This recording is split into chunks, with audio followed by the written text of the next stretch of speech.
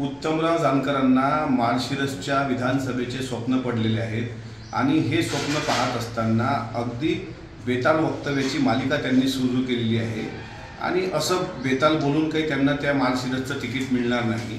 एखाद्या मेलेल्या जनावराचं कातळं खावं आणि त्याच्यानंतर आपल्या मेंदूत घाण साचावी अशा पद्धतीनं जानकरांचा मेंदू झालेला असल्यामुळे ते कोबरा मुंगूस अशा गोष्टी करायला लागलेले आहेत। 4 जूनला विजयाचा गुलाल कोण उधळणार हे महाराष्ट्र पाहणार आहे उघड्या डोळ्यांनी। मात्र उत्तमराव जानकरांच्या मेंदूत जे मुंग्यांनी थैमान घातलंय याची सुद्धा तपासणी 4 जूनच्या नंतर महाराष्ट्र करणार। आणि राहिला प्रश्न माळशिरस विधानसभेचा, तर उत्तमराव जानकरांचं तिथं डिपॉझिटही राहणार नाही अशी व्यवस्था आम्ही त्यांची करू।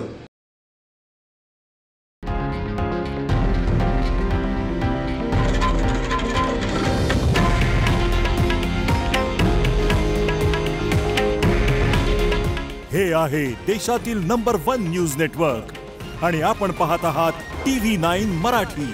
काळजी तुमची, हित महाराष्ट्राचं।